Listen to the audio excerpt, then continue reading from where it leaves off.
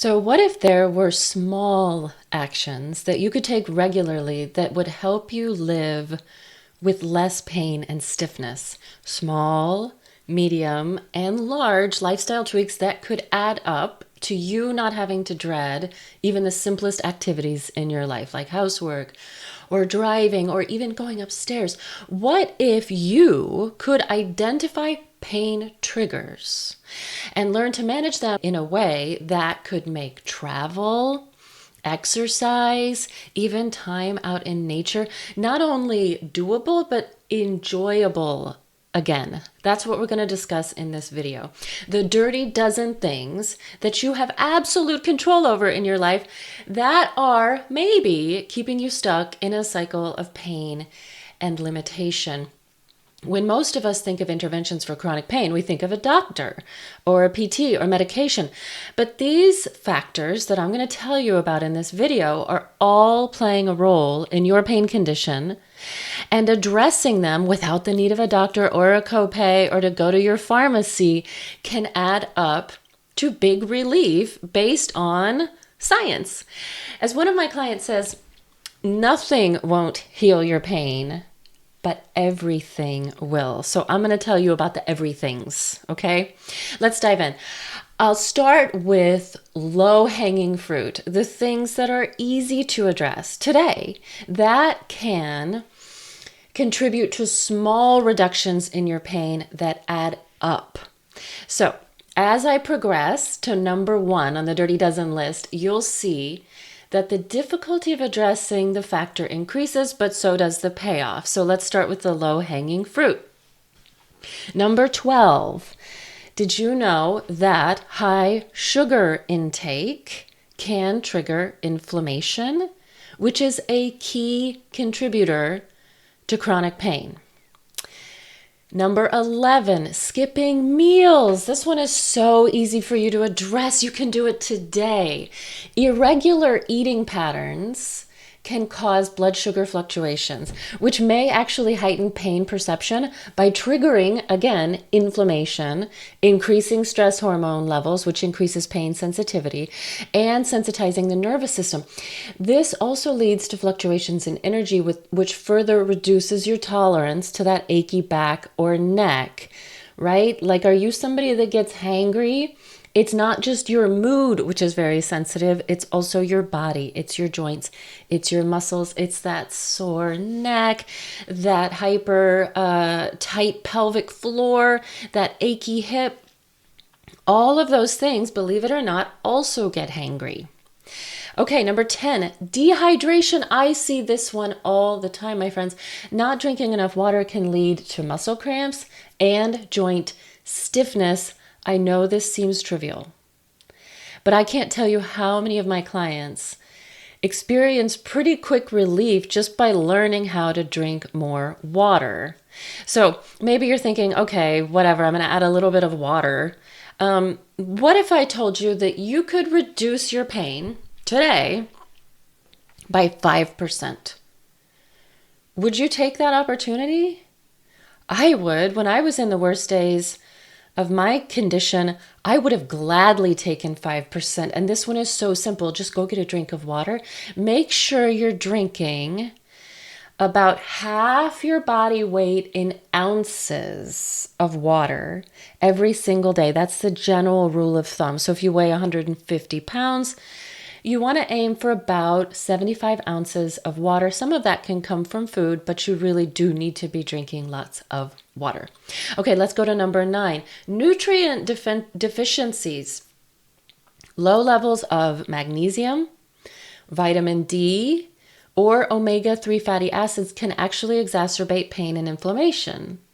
Now, I don't know if you're aware of this, but the vast majority of adults in the United States are actually deficient in magnesium, vitamin D, and omega-3 fatty acids, which is a bit of an opportunity because there are abundant and inexpensive supplements available on the market to address just these deficiencies. Another one that you may want to look at is B12, especially if you're over the age of 50. And again, supplementing nutrition or trying to get more of these nutrients in your diet isn't a magic bullet. You're not going to wake up tomorrow and suddenly be able to get back to going on your daily walk or deadlifting, okay? I'm not promising the world here. But again, if you could reduce your pain by another 5%, now we have a pain reduction of 10%. If we're just addressing hydration and nutrient deficiencies, which are so simple to resolve, would you? Would you like to wake up next week with 10% less pain? It's pretty simple. Remember, nothing won't heal your pain, but everything will. So let's keep adding on, okay? Number 8, overconsumption of processed foods. I know you know, but did you know how much this is contributing to your pain issue? So diets high in processed foods often contain additives and unhealthy fats that actually promote inflammation. The other problem with overconsumption of processed foods is that they also crowd out foods that can actually reduce inflammation and promote overall health. So just by reducing some of the processed food content in your diet, you may be able to add on another 3 or 2% improvement in your pain by next week. Okay, now here's one that doesn't apply to everyone, but it's quite important for those for whom it does apply. Smoking. Smoking cigarettes reduces blood flow and oxygen supply to tissues, which slows healing and increases pain. Yeah, it's true. Smoking is bad for you for so many reasons, but it is most definitely 100% guaranteed contributing to your pain condition. It can also exacerbate chronic pain conditions by increasing, our favorite word today, inflammation. And smoking interferes with pain management treatments. So if you're spending all kinds of money and all kinds of time having to keep up on keeping your medications, going to the doctor all the time, having to sign all those forms, you're throwing your money away if you smoke, because smoking interferes with pain management treatments. Here's another one, a big one that doesn't apply to everyone, but for whom it does apply, it can make a really big difference. Number 6, excessive alcohol consumption. So, alcohol can dehydrate the body. We already talked a little bit about hydration, but it also disrupts sleep, both of which have a huge role in worsening chronic pain. For women in perimenopause, this is especially valid because alcohol influences how your liver processes estrogen, which helps manage inflammatory properties, helps to maintain cartilage, and supports bone density. So as your estrogen levels drop and your body can't process that estrogen because of potentially high alcohol consumption, these protective effects diminish. So you can increase the protective effect of the estrogen that you still have in your body during perimenopause just by saying no to alcohol more often. And of course, you know probably that alcohol leads to increased inflammation, which directly causes joint pain and stiffness, right? I know I sound like a broken record. We have a few themes here in the Dirty Dozen, don't we? So let's keep going. And I want to let you know that we're gonna start looking now at factors that have the potential to make a much larger impact on your pain. So in the previous factors, we were talking about maybe getting a 2% or 5% reduction in pain, which add up, obviously. These have a huge impact. And they're also a little bit harder to implement. So I understand that this can all feel overwhelming. I'm throwing a lot at you, 12 things here, right? But I want to let you know that I've guided dozens of clients through a holistic pain care process, and 100% of them were intimidated by the magnitude of the task before them. But once they realize that there actually are simple, accessible ways to progress, they really light up. They really commit to the process and they really see results. So a pain care process can actually be super fun and affirmative. And when you see weekly progress, when you see less day-to-day limitation, when you see more freedom, it's actually quite easy to stay on track. In fact, my clients have trouble getting off track because they recognize that they feel so much better when they stay with their process. So let's talk about these factors, which are a little bit more difficult to implement, but have a big reward factor. So let's talk about number 5, stress and poor stress management. This one is hard to address because so much of what happens to us in this day and age is so far beyond our control, right? We all know that controllable stress is far preferable to the kind of uncontrollable stress that most of us seem to be living with right now. But as you probably know, chronic stress, which is super common, increases cortisol levels, which can heighten your pain sensitivity. So even innocuous, harmless signals that are coming from your body will often be interpreted as danger, which can amplify the pain experience.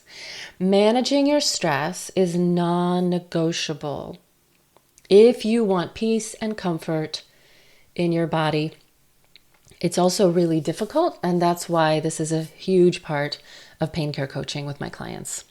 So if you're feeling like you're at a bit of a loss to know how to incorporate this one, you might want to reach out for additional help. Let's talk about number 4. This is huge and also very difficult to address. Poor sleep quality or insufficient rest can lower pain tolerance and hinder recovery. We simply do not heal.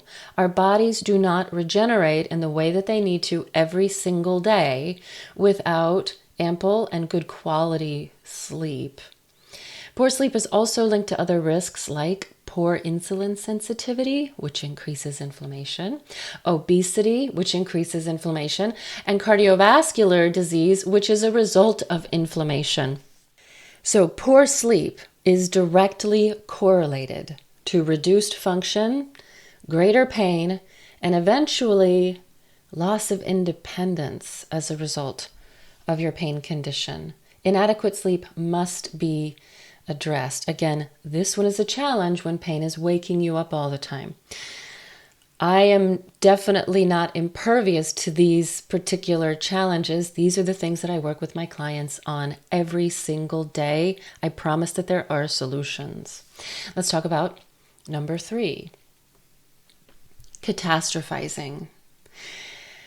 This is so much more impactful than you can imagine. When I ask my clients what they think will happen if they don't find a way to manage their pain, most of them, when we first start working together, paint a very grim picture of the future.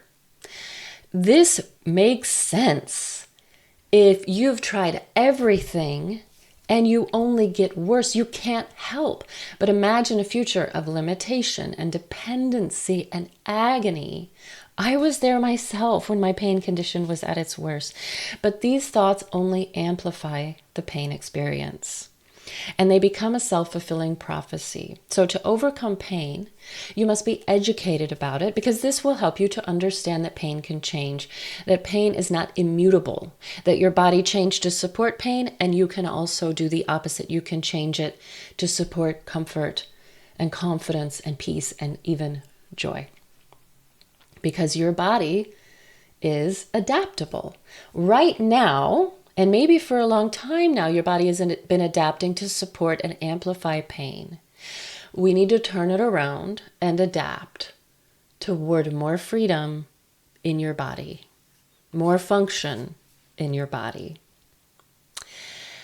And number 2, understanding pain, addressing the rampant misinformation about pain is essential to your healing and can and should be used in conjunction with all of these other factors, all of these other dirty dozen. So not understanding pain directly correlates to greater pain and to reduced function.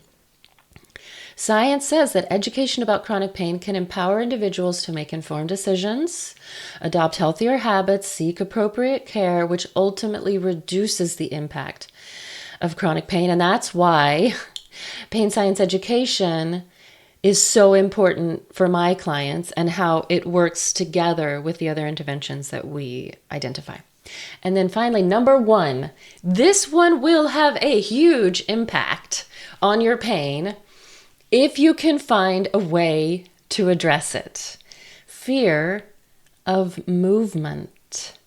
Fear of movement is the number one factor that leads not only to pain intensity, but disability as a result of chronic pain. Fear of pain is more important even than what shows up on someone's scan or even how much pain they're in.